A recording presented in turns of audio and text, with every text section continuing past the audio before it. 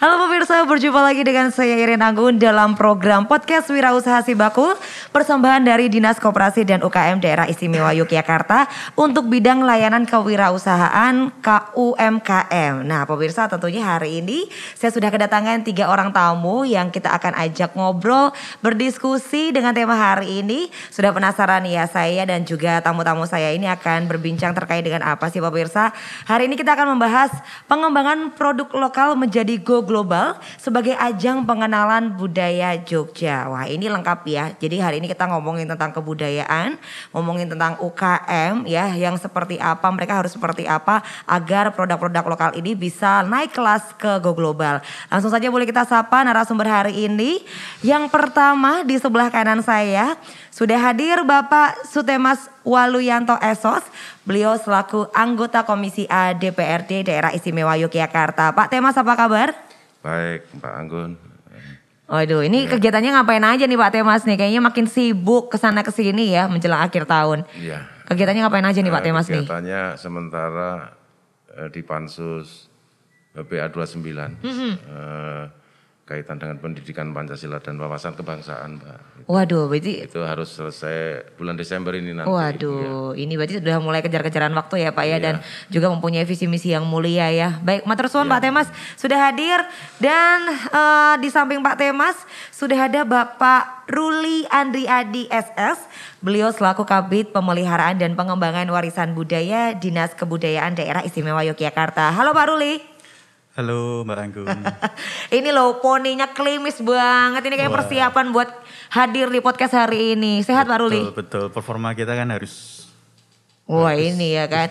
Sehat jiwa raga, tetap penampilan harus on ya Pak Ruli ya. Siap Mbak Anggun. Sehat Mbak Anggun? Oh sehat selalu, semangat tentunya. Karena udah ketemu dengan Bapak dan juga Ibu. Dan satu lagi, ini saya tidak perempuan sendiri. Sudah hadir Ibu Setio Hastuti MP atau Ibu Insinyur Setio Hastuti MP.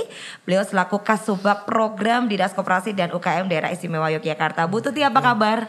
Baik. Saya senang banget loh dengan warna hijau, maskernya juga hijau. Pokoknya semuanya serasi ya masker-maskernya ya. Oke baik, untuk Bu Tuti terima kasih sudah hadir. Dan tentunya kali ini kayaknya pertanyaan saya akan lebih banyak nih ke Bu Tuti ini terkait dengan UMKM dan lain sebagainya. Ibu, kalau kita boleh berbicara terkait dengan UMKM. Ya kan, produk lokal, kalau boleh dibilang ini produk lokal di era global ya kan. Nah ini pastinya harus ada program ya dari pemerintah untuk tentunya juga mendukung agar semua produk yang memang notabene ini lokal bisa naik kelas begitu. Nah untuk program yang memang sudah dipersiapkan ataupun untuk saat ini kondisi teman-teman UMKM ini, kalau menurut Ibu apakah sudah siap untuk bisa menuju global begitu, untuk naik kelas? Monggo silakan Ibu. Terima kasih Mbak Anggun. Sebetulnya ya kalau dari data kami UMKM di Jogja itu ada 300.000. 300.000? Lebih dari 300.000. Jadi saya kira ya belum semuanya ya, belum semuanya siap untuk go global. Jadi makanya kita akan pembinaan. Untuk go global ini kan banyak harus legalitasnya yang pertama. Legalitasnya. Nah ini kami kan ada sertifikasi halal, kemudian ada izin edar, kemudian bagaimana untuk kandungannya gitu kan, kita fasilitasi ke arah itu. Di samping itu dari sisi produknya kan kalau kita lihat emping ya seperti itu. Tapi bagaimana mengemas emping itu supaya itu bisa bersaing, bisa bersaing dengan snack-snack yang pabrikan seperti itu. Jadi dengan kita mengemas, kemudian bagaimana bentuknya yang sebaiknya seperti apa gitu. Nah ini nih dengan perbaikan itu, dengan pembinaan untuk memperbaiki penampilan terutama ya, karena konsumen pertama kali kan melihat penampilan. Betul, luarnya dulu nih. Luar dulu itu. Nah itulah yang kita dorong untuk supaya bisa go global. Tapi di sini tidak semuanya seperti itu kan, kita ada namanya kurasi ya. Untuk apa itu kurasi. Jadi penilaian dulu ini pantas enggak seperti ini untuk diekspor, pantas enggak ini untuk dipamerkan seperti itu. Jadi masing-masing itu kita lihat, kita nilai dengan bantuan dari yang sudah praktisi yang sudah senior, sudah duluan ya. Sudah pengalaman Sudah apa yang pengalaman. dimintai pasar dan lain sebagainya.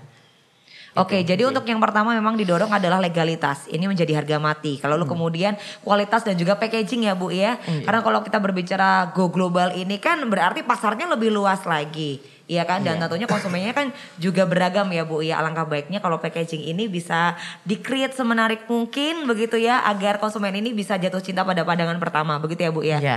Oke. Yang eye catching. Yang eye catching betul sekali. Walaupun memang semuanya belum ya Bu ya, belum siap menuju ke situ ya. Belum. Tapi tentunya terus didorong ya Bu ya. Iya. Kita Begitu, pembinaan kan juga berkelas-kelas. Oh ini kelas 1 pembinaan, kelas 2 gitu kan ada seperti itu. Oke, nanti kita juga ingin bertanya nih Bu terkait dengan ini apa ya, antusiasme ini teman-teman dari UMKM nih. Kalau pribadi saya Bu ya, kalau udah bicara go global ini wah, caranya piye ini kan, caranya gimana nih biar produk saya ini bisa naik kelas, bisa go global ini. Nah nanti kita coba diskusi lagi, dan boleh kita langsung ke Pak Ruli. Tadi sebelum perjumpaan hari ini kan kita juga sempat ngobrol ya Pak ya terkait dengan kuliner lah. Ini kalau kita ngomongin UMKM, produk UKM ini kan banyak ya Bu ya, craft, kerajinan, lalu juga ada kuliner. Nah ini tadi saya ngobrol dengan Pak Ruli ini terkait dengan kuliner ya Pak ya. Nah ini kalau dari Pak Ruli sendiri nih melihat sinergi. Nah ini sinergi dari sektor kebudayaan dan juga UMKM ini seperti apa yang sudah dibangun? Baik Mbak Anggun, jadi mungkin saya sedikit bercerita bahwa kebudayaan itu kan paling tidak itu bisa dibagi menjadi 2. Jadi kebudayaan yang bersifat bendawi, tangible, dan kebudayaan yang bersifat tak benda. Ya. Nah, salah satu yang kemudian kita anggap sebagai kebudayaan tak benda itu bisa dikelompokkan menjadi 5 domain. Oke. Nah, kemudian itu disebut sebagai warisan budaya tak benda. Baik. Nah, 5 domain ini salah satunya itu adalah keterampilan dan kemahiran tradisional. Yang itu menghasilkan produk-produk yang mungkin bisa jadi akan kita bahas kali ini. Jadi salah satunya itu adalah kemampuan dan keterampilan untuk masakan tradisional. Oke. Atau kuliner, atau yang kita sebut bisa jadi kuliner tradisional. Kuliner tradisional. Ada banyak sekali kuliner tradisional dari Jogja. Ini yang kemudian sudah diakui oleh Indonesia. Oke. Sudah menjadi warisan budaya tak benda Indonesia. Jadi kita patut berbangga. Berbangga, iya. Betul. Jadi patut berbangga bahwa sebenarnya ada banyak produk-produk yang nanti bisa menjadi produk dari UMKM ini yang saya rasa menjadi bagian dari tradisi luhur dari Jogja itu sendiri. Oke, ini menarik ya kalau kita berbicara mengenai kebudayaan, ini kan juga bisa dijadikan alat untuk komunikasi ya Pak ya. Betul. Untuk komunikasi dengan tidak hanya dari luar, untuk rekan-rekan yang memang notabene ini di luar negeri begitu, tapi untuk di dalam negeri pun ini juga bisa digunakan sebagai alat berkomunikasi begitu ya. Dan tadi salah satunya adalah kalau kita bisa berbicara terkait dengan warisan kuliner yang tak benda. Ini kan salah satunya tadi ada yang kuliner tadi ya Pak ya. Betul. Nah ini kalau yang di Jogja ini yang sudah diakui begitu sebagai warisan tak benda ini ada berapa jenisnya Pak? Sampai dengan tahun 2021, jadi beberapa minggu yang lalu, kita sudah melalui sebuah sidang penetapan untuk warisan budaya tak benda di Kementerian Pendidikan Kebudayaan Ristek, dan sampai dengan tahun ini paling tidak ada 16 jenis kuliner yang dari Jogja yang saya rasa sudah menjadi bagian dari Indonesia, sudah menjadi milik Indonesia. Mungkin saya sedikit sebutkan, kita mengenal gudeg. Wah, gudeg ya. Betul, gudeg itu sudah warisan budaya tak benda. Kemudian ada juga bakpia, ada wedang uwuh, kemudian ada geplak, kemudian geblek dari Kulon Progo, kemudian ada brongkos, kemudian kipo, Mbak Anggun tahu kipo ya, dari Kota Gede, kemudian ada dawet, kemudian ada untuk teman-teman penggemar sate, jadi sate kelatak. Ini juga termasuk itu ya? Juga ini Pak Ruli kalau masalah makanan hafal ya Bu ya ini ya. Sate kelatak, kemudian ada mie letek. Mie letek. Betul, kemudian ada growol, dawet sambal. Kemudian yang terakhir kemarin yang menjadi bagian yang ditetapkan itu ada tiwul, kemudian ada lemper dan gudeg manggar.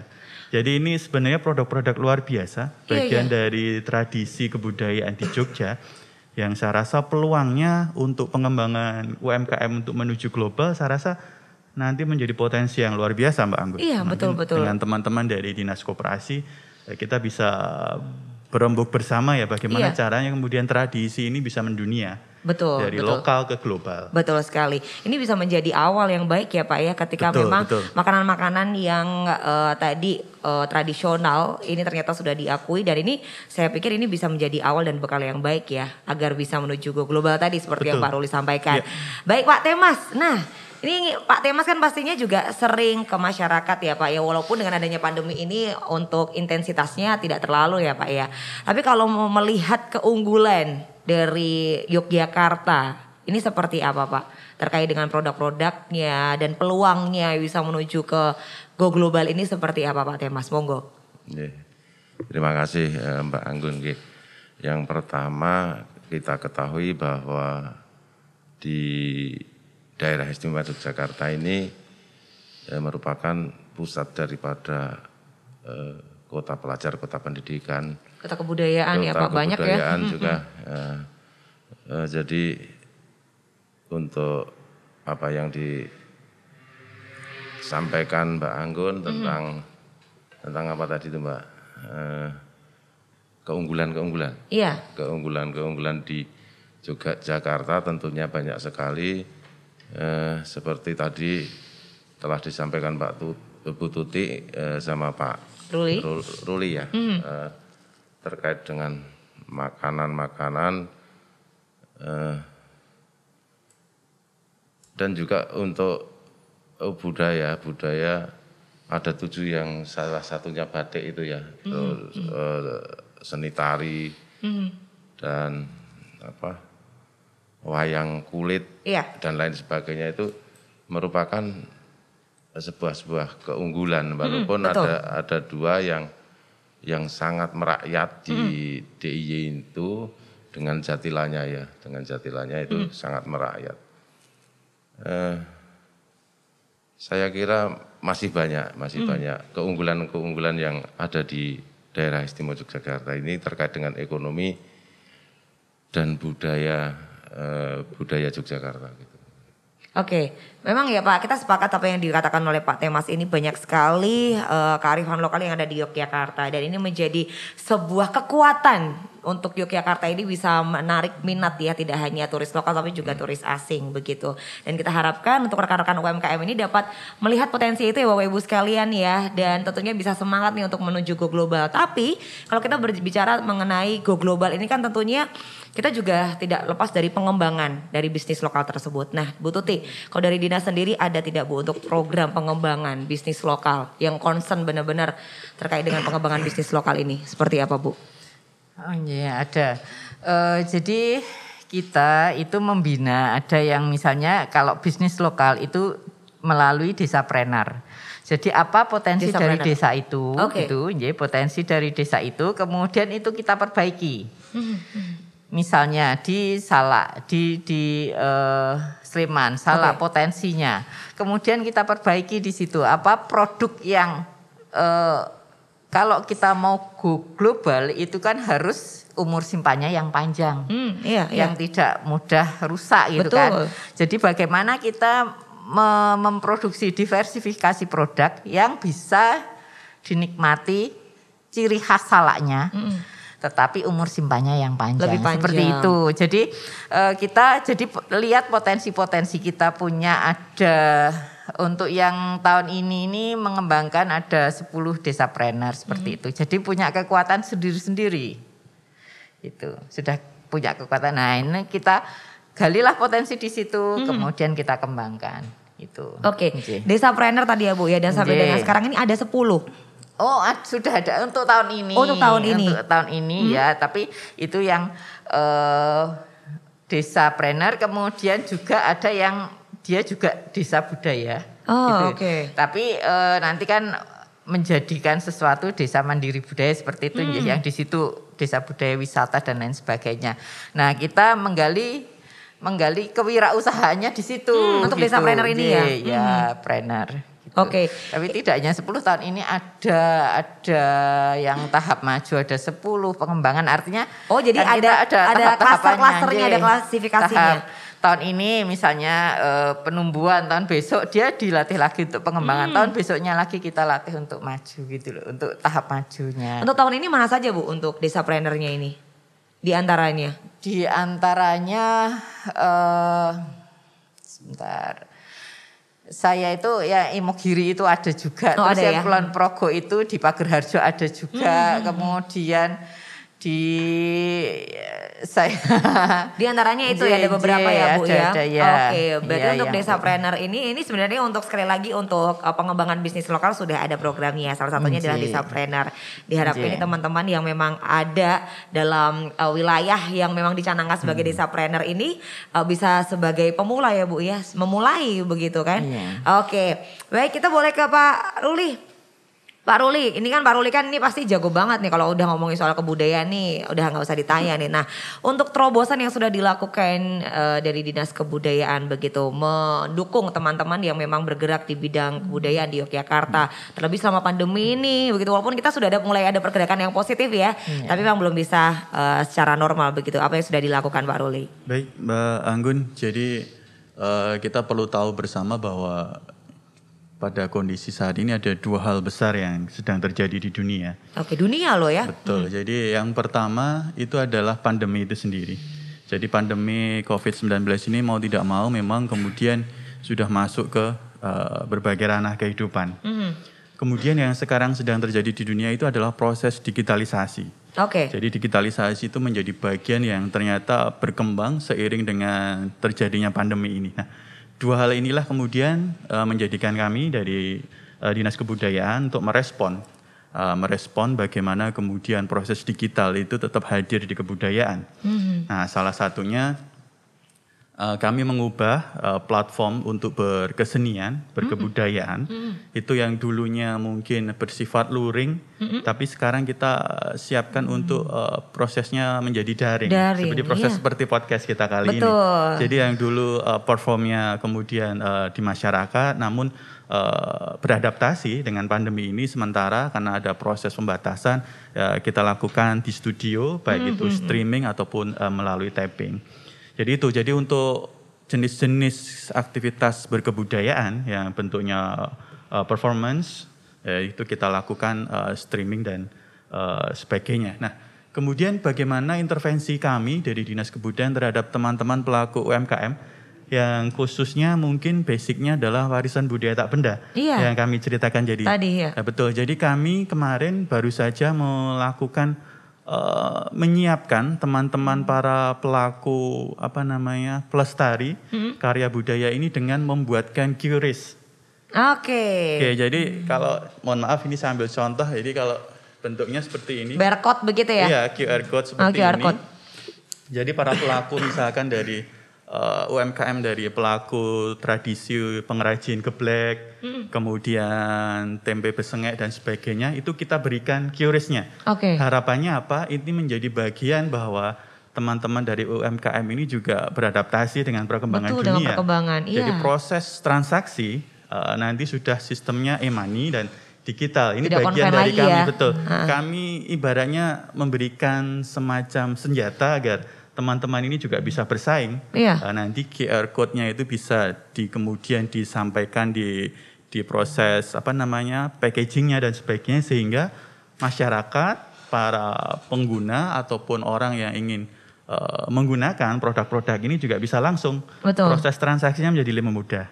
Dan lebih bisa ke tracking juga ya Pak ya, bisa tertata terprogram. Sekali. Jadi mau tidak mau kebudayaan sekarang sudah masuk pada ranah digital. Jadi kami juga menyiapkan teman-teman agar pelaku-pelaku seni dan budaya juga bisa ambil bagian di situ dan menjadi bagian dari proses perkembangan teknologi di dunia ini. Saya rasa seperti itu, Mbak. Sepakat ya, kalau mungkin kita yang memang tidak terlalu gagap dengan digital ya. Ini mungkin tidak terlalu kesusahan, tapi bayangkan ya Pak Ruli dan Ibu, lalu Pak Temas juga dengan teman-teman yang memang mereka ini ya berjualan ataupun juga berusaha di bidang hal-hal yang tradisional ya seperti makanan tradisional. Ini pastinya di lapangan kita akan menemui yang kesusahan ya dengan digital. Tapi tentunya pemerintah ini juga turut hadir untuk dapat mempersiapkan karena judulnya saja sudah go global. Ya kan global ini pasti tidak lepas dengan digital begitu. Betul. Ya Pak Ruli ya. Betul sekali Mbak Anggun. Oke. Nah ini kalau kemarin sudah ada program seperti itu, kendala yang dialami di lapangan ini apa Pak Ruli? Walaupun memang ya pastinya ada beberapa orang yang memang belum terlalu mahir dengan digital. Betul. Jadi betul sekali seperti yang sampaikan Mbak Anggun sendiri bahwa ternyata ada beberapa dari anggota masyarakat yang mungkin masih belum melek teknologi ya. Jadi ini menjadi bagian tantangan kita bersama, bagaimana kemudian teknologi tetap hadir, namun pemerintah juga menjadi bagian yang akan terus mendorong untuk proses penggunaannya. Jadi kita tidak berusaha mempersulit dengan adanya teknologi ini, tapi bagaimana kita bisa membantu dan menyiapkan teman-teman para pelaku seni budaya, khususnya yang bergerak di bidang UMKM ini menjadi bagian dari proses kemudahan. Jadi teknologi kan ibaratnya untuk mempermudah. Jadi banyak sekarang para pelaku maksud saya pengguna-pengguna, misalkan orang yang ingin membeli produk-produk itu kan mengurangi penggunaan uang tunai. Jadi karena pembatasan untuk bersentuhan, kaitannya dengan pandemi ini ya, betul. Jadi prosesnya kan menggunakan gawai masing-masing. Jadi proses inilah yang akan terus kita dorong.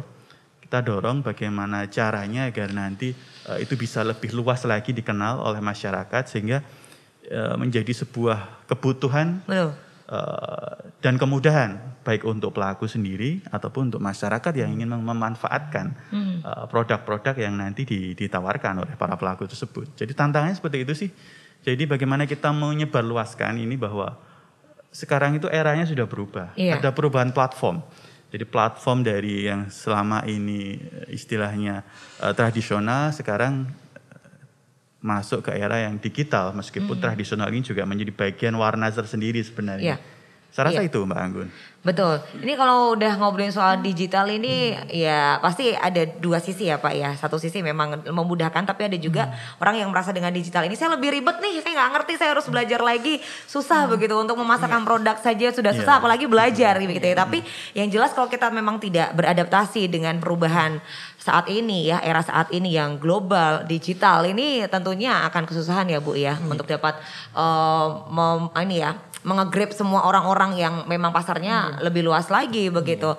Pak Temas, ini upaya agar rekan-rekan UMKM ini yang memang notabene mereka bergerak di sektor tradisional begitu, yang dilakukan atau yang didorong oleh Dewan agar mereka ini menjadi seseorang UMKM yang go global ini seperti apa Pak Temas? Baik Mbak, untuk pelaku UMKM agar global ya? Untuk itu yang pertama penggunaan daripada teknologi informasi komunikasi hendaknya terus ditingkatkan. Juga bantuan-bantuan modal dari terkait juga diharapkan gitu. Jadi yang jelas TIK itu Mbak, teknologi informasi komunikasi yang sangat untuk membantu UMKM untuk global ya. Oke. Ya, jadi kalau dari Pak Temas ini mereka lebih ke ya sudah, ayo kita sehari-hari kita ini ya Pak ya, mulai belajar terus setiap harinya begitu, menyesuaikan apa yang memang terjadi begitu.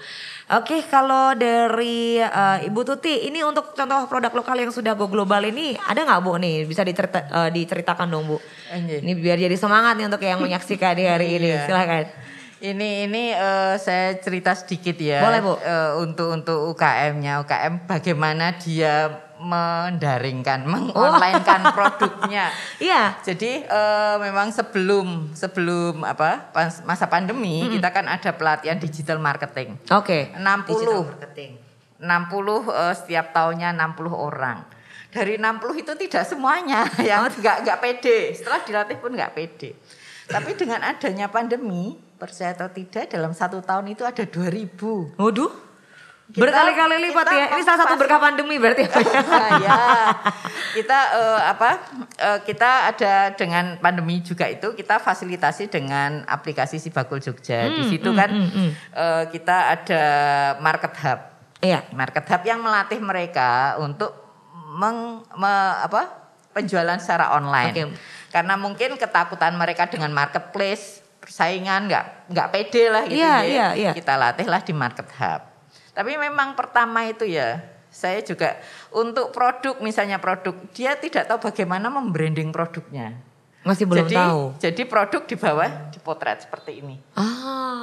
Atau baju itu diletakkan di lantai potret. Di foto. Nah, itu kan langsung harga jatuh.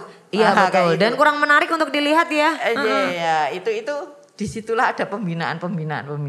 Ternyata dengan kita mempunyai market hub di Sibakul Jogja, aplikasi yang memang itu untuk UMKM, kita berlatih ya di situ, bukan marketplace. Kita mengembangkan aplikasi itu bukan marketplace, artinya market hub itu untuk show untuk kayak etalase online-nya kita gitu ya. Yang nantinya memang kalau konsumen itu langsung berhubungan dengan ininya UMKM-nya, tidak melalui pembayaran pun langsung gitu. Langsung ya pembeli ketemu penjual gitu.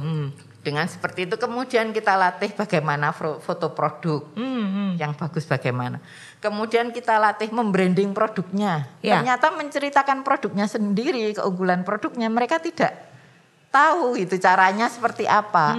Padahal kan orang kan membeli dengan ini kelebihannya ini seperti itu. Betul. Nah di situ itulah pembinaan. Nah dari situ sekarang banyak UMKM yang bergabung di market hub gitu. Yang kemudian di situ ada fasilitasi untuk free ongkirnya, ada fasilitasi didorong itu. Lagi ya kan biar makin menarik. Oke. Iya, seperti itu. Oke. Jadi dengan adanya pandemi ini akhirnya mereka seperti dipaksa. Ya seperti dipaksa untuk Oke, sekarang kan kita mau jualan offline juga kesusahan ya. Karena sempat kemarin ada pembatasan PPKM dan lain sebagainya. Dan terus akhirnya mereka mau ya Bu ya dari berapa lalu akhirnya naik berapa kali lipat ya. Untuk mereka ini bisa bergabung atau mendigitalisasikan jualannya begitu. Ini salah satunya berkah pandemi ya. Tapi ada tidak Bu memang salah satu contoh produk dari Jogja begitu yang memang sudah go global begitu, sepengetahuan dari Bu Tuti apa Bu? Yang memang mereka sudah mulai mendunia begitu. Oh iya. Kita di market hub itu tahun ini mendapatkan anggaran untuk fasilitasi ekspor. Oke, tahun untuk ini ekspor, ya? Iya, mulai tahun ini. Ternyata permintaan kulit craft gitu ya, kemudian pernik-pernik fashion gitu. Itu tuh laku di Eropa. Seperti itu. Kemudian kalau yang makanan itu kan memang sulit.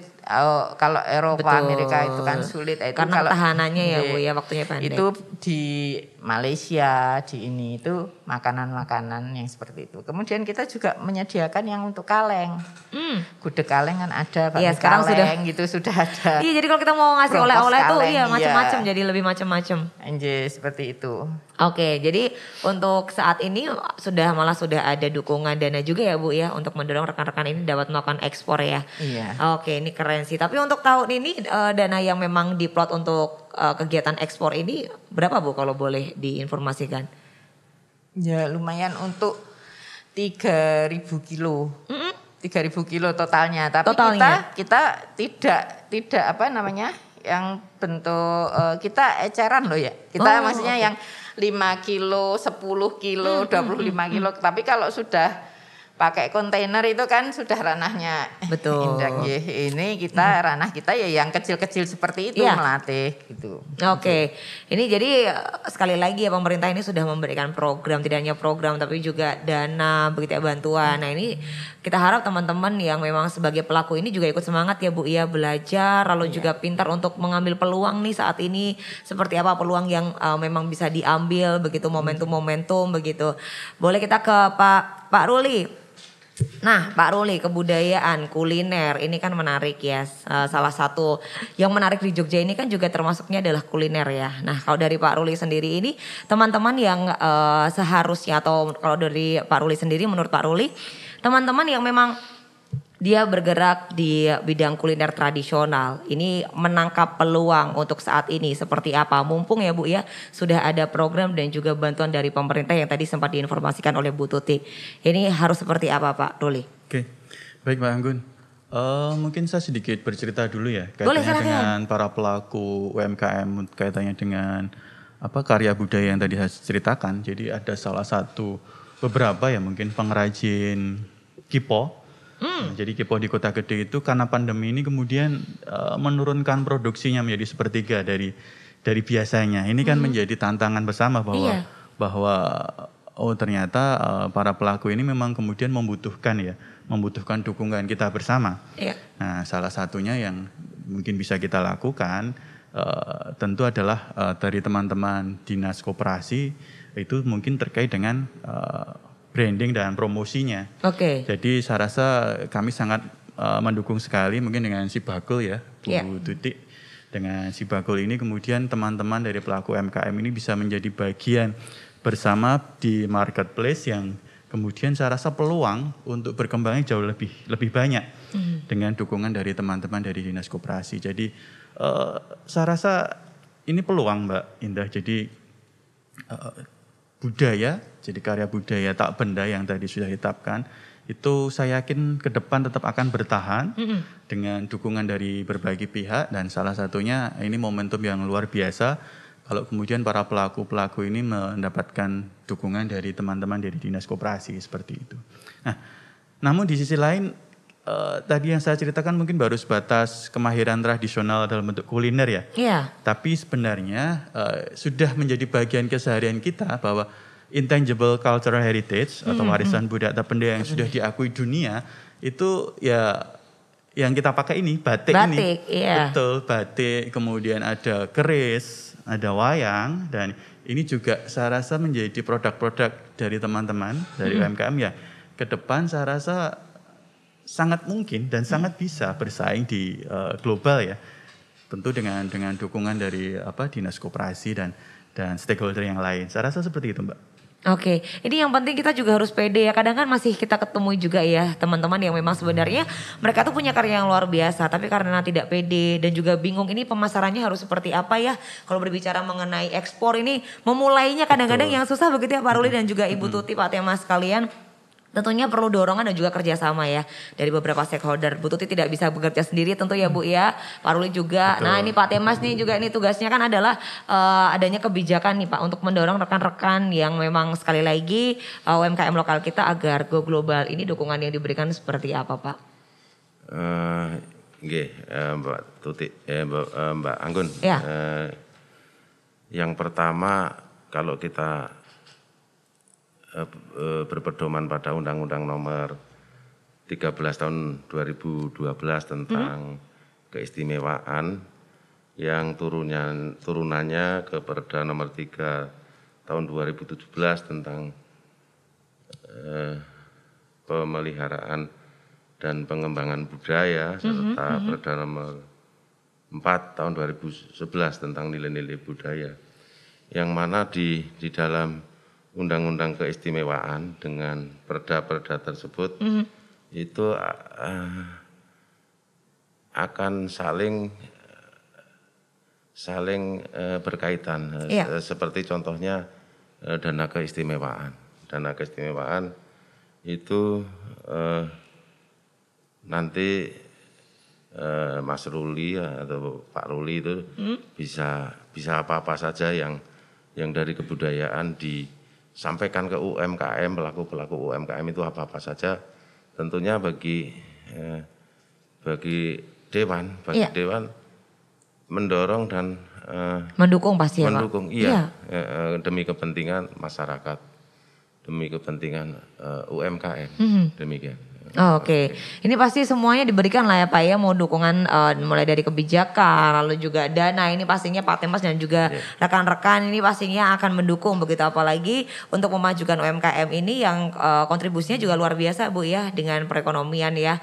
Oke, Ibu kalau berbicara terkait dengan peningkatan kualitas produk begitu. Nah untuk saat ini program pendampingan atau kegiatan pendampingan yang dekat-dekat ini akan dilakukan ini apa ini Bu?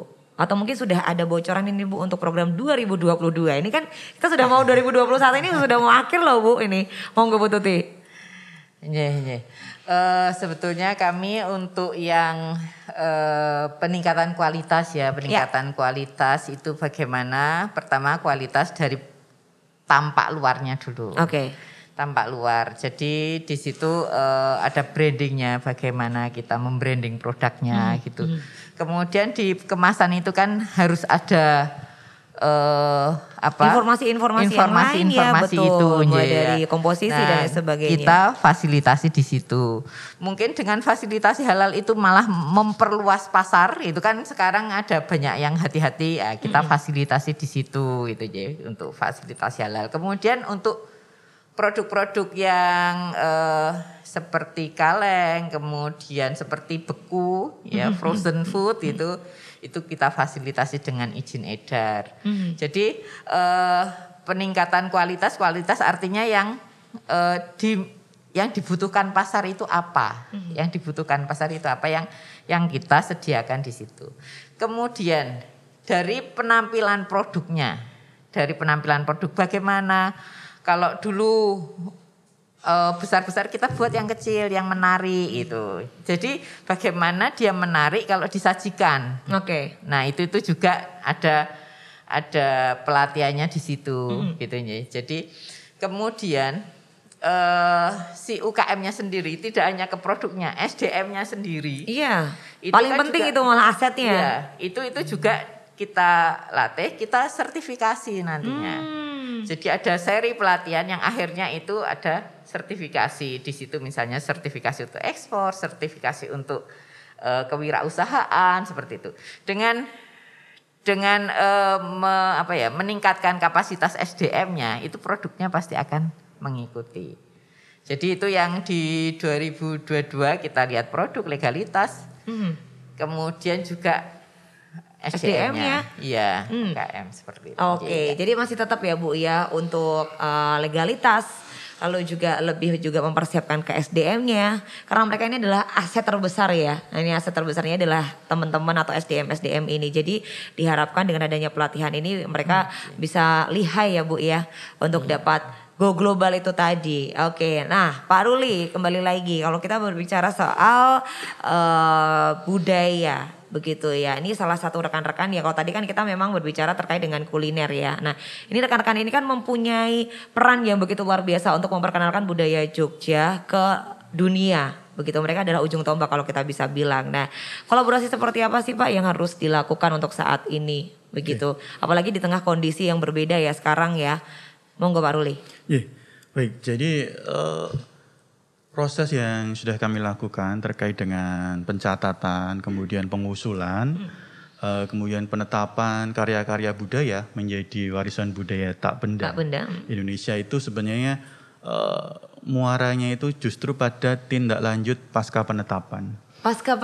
Betul, jadi setelah karya-karya budaya ini kemudian ditetapkan, itu tidak serta-merta kemudian kita lepas tanggung jawab. Justru pemerintah dan stakeholder yang lain juga harus hadir di sana. Nah, salah satunya yang bisa kita lakukan adalah yang pertama tentu adalah memperluas proses publikasi itu sendiri. Bagaimana kemudian karya-karya ini bisa dikenal oleh masyarakat luas.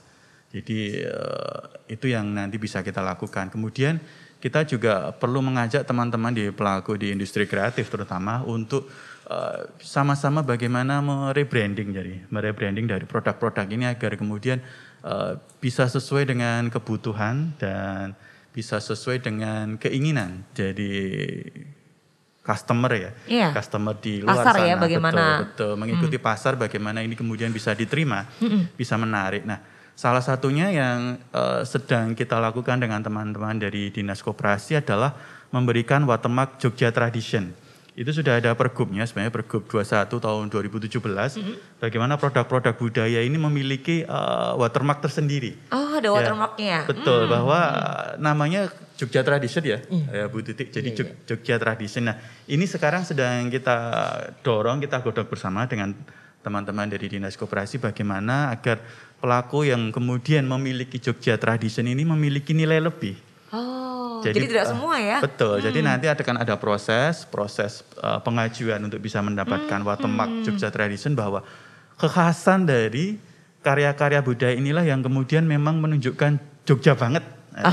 Ini adalah Jogja banget. Iya betul. Karya-karya yang memang sudah diakui oleh Indonesia bahkan, dan ini dengan adanya watermark Jogja Tradition maksud saya, itu harapannya juga bisa memberikan nilai lebih. Salah satunya bisa jadi nilai intrinsik dan mungkin nilai jual dari produk itu juga nanti bisa bersaing dengan produk-produk lain yang saya rasa saya tetap optimis itu bisa maju ya, bisa berkembang. Jadi produk-produk budaya kita yang kemudian tetap bisa bertahan pada era kekinian, dan kami dari kebudayaan yang tugasnya untuk memelihara dan mengembangkan juga menjadi bagian yang saya rasa kita kolaborasikan dengan teman-teman dinas koperasi dan mungkin dari teman-teman dari pemangku kepentingan yang lain. Seperti itu Mbak Anggun. Oke, ini menarik ya dengan watermark Jogja Tradition tadi ya Pak ya. Ini juga diharapkan bisa membuat merasa prestis dalam arti yang baik ya. Bukan prestis akhirnya meninggi, bukan ya. Tapi bisa ada rasa lebih pede lagi begitu. Nah ini yang menarik nih kalau dari Pak Temas dengan adanya watermark Jogja Tradition ini ya. Ini seperti apa kalau menurut Pak Temas ini dan harapannya seperti apa? Ini luar biasa loh. Ini saya membayangkan nih produk-produk yang sudah ada watermark dengan Jogja Tradition ini pasti bangga sekali begitu kan. Nah, ini seperti apa Pak Temas? Ya selaku DPRD tentunya bangga sekali dan sangat membanggakan bagi kita semua. Yang jelas nantinya akan bermanfaat bagi masyarakat, gitu Mbak. Oke, jadi ya dengan adanya tadi yang disampaikan oleh Pak Ruli ya, watermark Jogja Tradition, ini disambut dengan luar biasa ya Pak ya oleh rekan-rekan Dewan begitu, dan diharapkan untuk rekan-rekan yang lain juga menyambut dengan hal yang sama, dengan rasa yang sama begitu. Oke, baik untuk Bu Tuti ini stimulus yang sudah diberikan begitu untuk rekan-rekan UMKM agar mereka lebih bersemangat lagi, punya kepercayaan diri untuk go global. Ini stimulus yang sudah dilakukan selain mungkin tadi ada pendampingan, program, apalagi Bu stimulus yang diberikan Bu? Jadi mulai pandemi ini kan yang bermasalah adalah pemasaran. Pemasaran yang berubah caranya ya Bu sekarang. Iya, pemasaran itu kalau hanya kita pasarkan melalui marketplace terus tidak ada stimulus apa-apa di situ, siapa yang mau beli? Cuma di posting aja Bu ya, udah cukup gitu ya. Bersaingnya itu kan persaingan di digital itu kan, produk digital itu kan ini ya terlalu keras gitu untuk yang UMKM yang baru muncul gitu. Sehingga kita beri stimulus untuk free ongkir. Free ongkir itu tidak hanya di lokal, kita juga Indonesia, seluruh Indonesia. Kemudian kita tadi saya matur sudah di luar negeri, itu free ongkirnya seperti itu. Nah ini yang cukup menggembirakan dari stimulus yang kita berikan itu omset yang beredar dengan penjualan dengan stimulus itu 7 kalinya. Jadi kita misalnya kita beri stimulus 1 miliar untuk itu 7 miliar produk UMKM itu terbeli oleh konsumen. 7 kali lipatnya 7 kali lipatnya dengan itu. Dan berarti memang kita harus ya pandai-pandai bagaimana bersaing dengan marketplace yang sudah mapan gitu. Betul, ya. Bagaimana itu tantangan. Jadi, ya. Iya. Ini stimulus yang ternyata yang memang kadang konsumen itu kan ya agak hitung ya. Kalau kita ibu-ibu aduh kok gitu ya. Apalagi ibu-ibu ya Bu. Iya makanya betul. Jangan sampai ada pengeluaran lain selain ke produknya. Itulah itu stimulus utama kita di situ.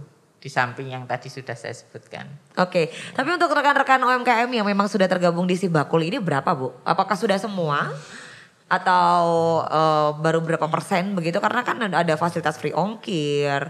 Nah ini sudah ada berapa nih Bu kira-kira? Kalau UKM-nya itu 2.000-an lebih gitu ya. Yang sudah tergabung ya? Tapi produknya masing-masing UKM kan tidak hanya satu produk yang betul, di-upload. tidak hanya satu jenis. Sudah hampir 5.000 produk gitu yang di Market Hub itu. Oke.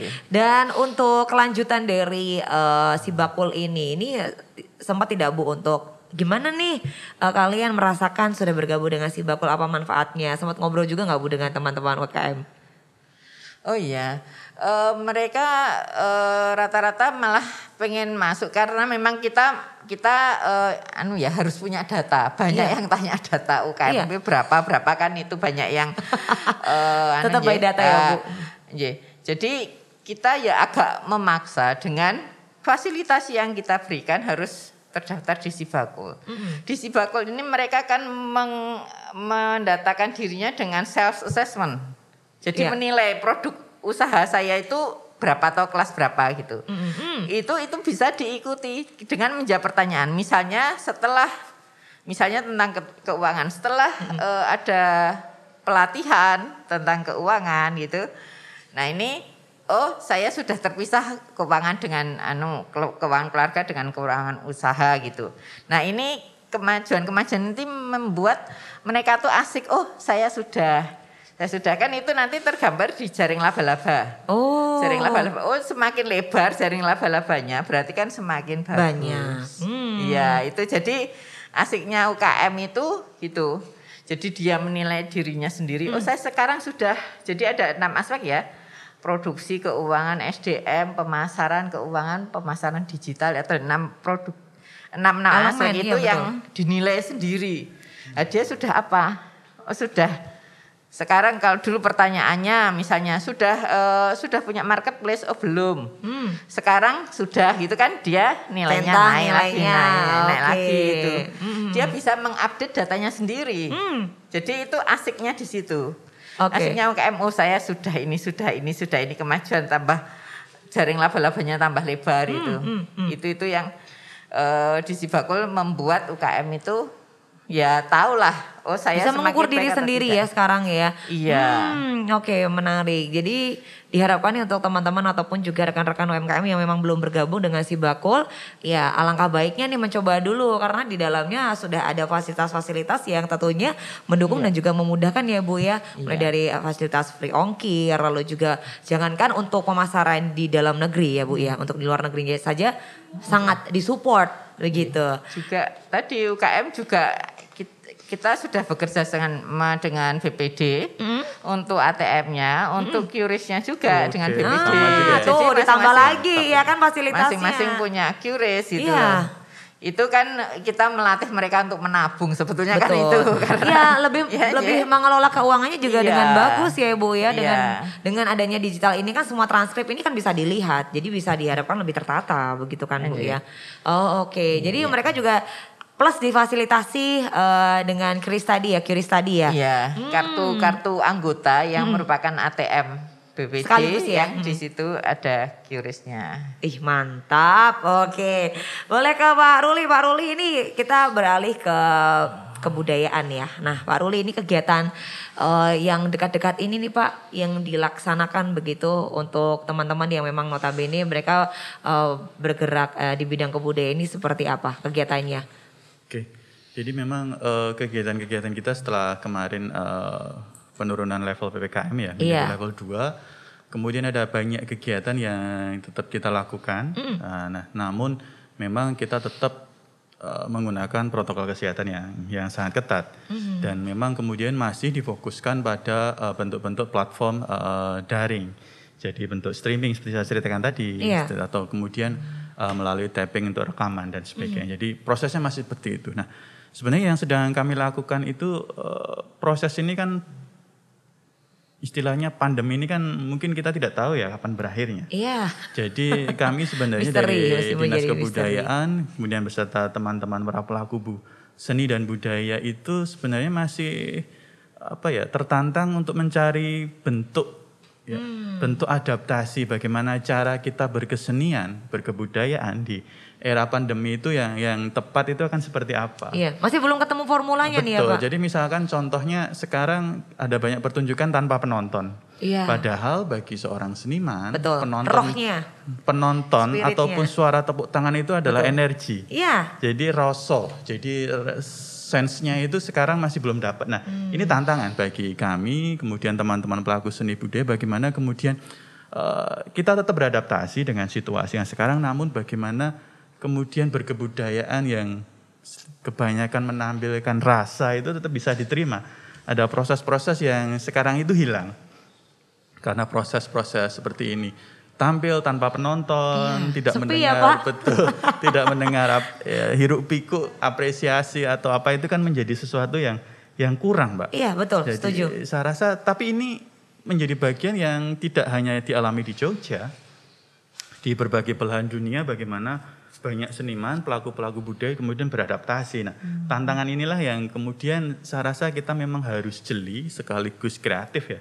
Kreatif untuk berinovasi bagaimana nanti agar cara kita berkebudayaan, cara kita berkesenian itu tetap bisa sesuai dengan protokol kesehatannya, tetap sesuai, namun juga bagaimana teman-teman seniman, budayawan ini bisa berekspresi, tapi juga tetap ada transfer nilai-nilai yang dilakukan di sana, bukan hanya sekedar tampil dan sebagainya. Ini tantangan bersama, Mbak. Jadi kami masih belum menemukan platform yang pas itu seperti apa. Jadi kita masih terus trial dan error untuk mencoba bagaimana nanti ke depan seperti apa ya. Itu masih kita tunggu saja, Mbak.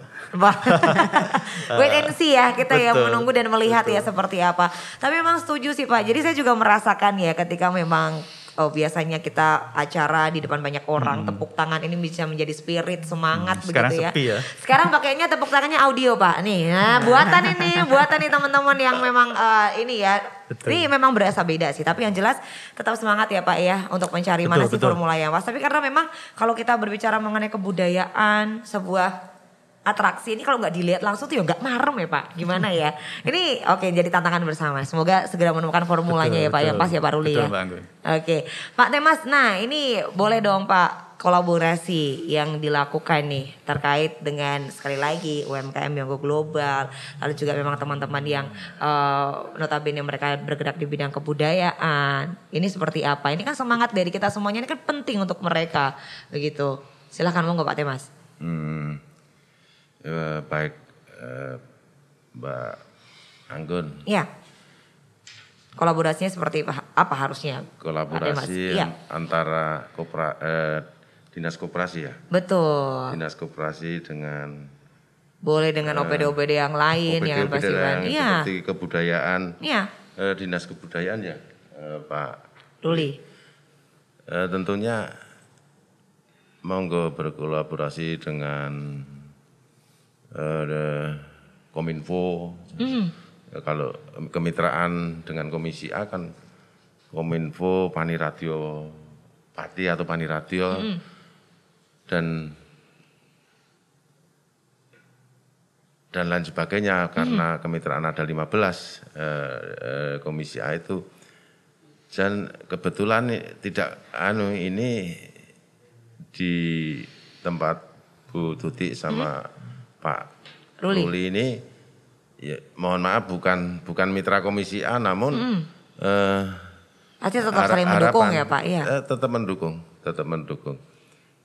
Dan jarang ketemu juga di pertemuan-pertemuan rapat kerja jarang ketemu. Namun harapan saya ke depan bagi dinas koperasi dan dinas kebudayaan, monggo untuk menangani atau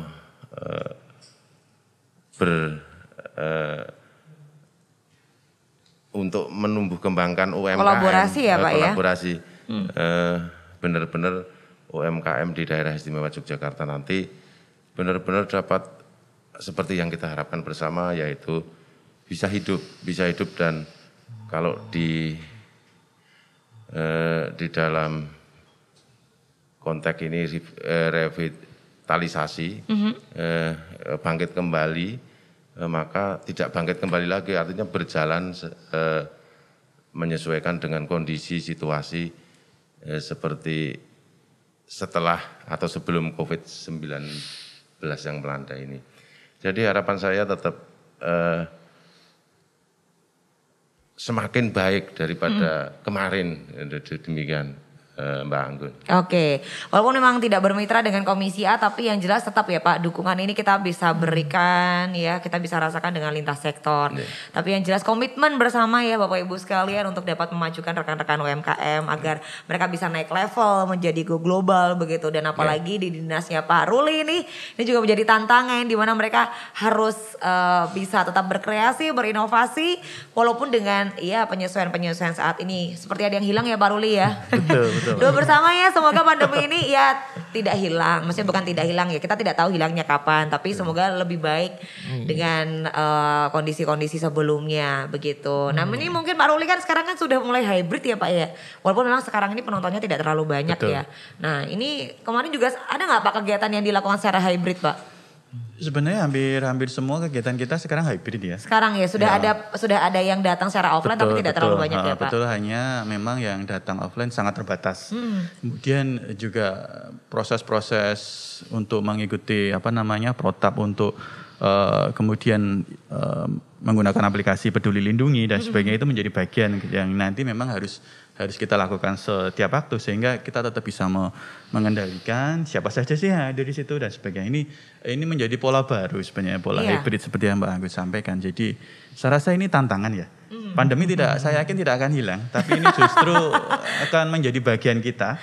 Bagaimana kita sebagai manusia yang mempunyai budaya ini menjadi bagian yang tentu saya rasa kita siap kok hidup berdampingan dengan COVID ini dengan tetap protokol, betul, kita tetap imun ya Pak. Betul, kita menjadi bagian yang saya rasa mungkin memang jatahnya di peradaban kita saat ini menjadi bagian dari pandemi dan saya rasa berkesenian dan berkebudayaan tetap akan terus berkembang. Saya yakin dan tetap optimis itu Mbak. Iya pasti, karena itu menjadi salah satu bagian yang penting di Yogyakarta, magnetnya dari Yogyakarta. Dan Yogyakarta ini kan banyak sekali julukannya ya Pak ya, kota budaya, pelajar. Wah ini luar biasa, ini jangan sampai ini apa yang tadi Pak Ruli sampaikan, kebudayaan ini jangan sampai hilang. Tetap berbudaya dan berkesenian ya Pak ya di tengah kondisi pandemi. Mantul nih Pak Ruli semangatnya. Baik, untuk Ibu Tuti. Boleh untuk terakhir ini karena memang waktunya sangat terbatas, mungkin mengenai digitalisasi begitu. Nah mungkin mau ada yang mau disampaikan terkait dengan teman-teman yang memang saat ini masih belum terlalu lihai ataupun belum terlalu mahir untuk menggunakan digital. Ini pesan khusus untuk teman-teman terkait dengan digitalisasi, monggo silakan Bu. Untuk teman-teman UMKM gitu ya, untuk teman-teman UMKM bagaimanapun kita harus menyesuaikan kondisi yang ada, kondisi sekarang. Kondisi sekarang tuntutannya adalah digital. Kalau tetap kekeh offline, langsung itu nanti akan tertinggal. Jadi ya belajarlah, bisa di HP itu tidak hanya untuk WA, tidak hanya untuk berbisnis bisa. Gunakan optimal. HP yang dimiliki, hampir semua memiliki handphone, itu gunakan optimal. Secara optimal itu untuk bisnis, sehingga dengan belajar kalau orang tua saya bilang barang ketok mesti sodi gitu pasti bisa. Pepatah lama ya Bu ya. Barang itu ketok, kalau nggak kelihatan, nah itu sulit. Kalau kelihatan, itu bisa dipelajari. Make sense juga, ini masuk akal juga ini. Ya itu, jadi digital itu bukan sesuatu yang harus anak-anak, orang tua bisa. Cuman kita mau belajar atau tidak. Untuk menaikkan bisnisnya, untuk menaikkan pendapatannya, kita gunakan digital melalui handphone gitu. Itu yang utama. Kita bantu. Kalau misalnya kesulitan, datang ke kantor. Banyak kita punya konsultan dan lain sebagainya untuk melatih itu. Kalau ahli-ahlinya. Kalau malu di kelas ya ada yang bisa konsultasi gitu loh. Memang seperti itu, jangan malu. Eman-eman kalau malu. Betul. Belajar. Malu bertanya muter-muter ya Bu. Bukan malu bertanya saat di jalan. Malu bertanya tuh muter aja gitu, gak nemu-nemu. Oke. Bu, tapi untuk mendaftar si bakul ini juga caranya sebenarnya cukup mudah ya. Ini seperti apa Bu caranya? Buka saja melalui HP di link sibakuljogja.jogjaprof.go.id. Di situ nanti ada kalau mau daftar ada tulisan daftar sekarang. Kalau misalnya sudah pernah mendaftar tapi lupa di situ ada password apa dan ada sebagainya. ya pakai NIK. Betul. NIK-nya. Jadi mudahlah, semuanya mudah. Untuk kurasi juga tinggal upload foto. Kalau fotonya untuk jelek gitu ya. Kalau misalnya dia mau ikut Market Hub, upload foto. Kalau misalnya kan itu dikurasi.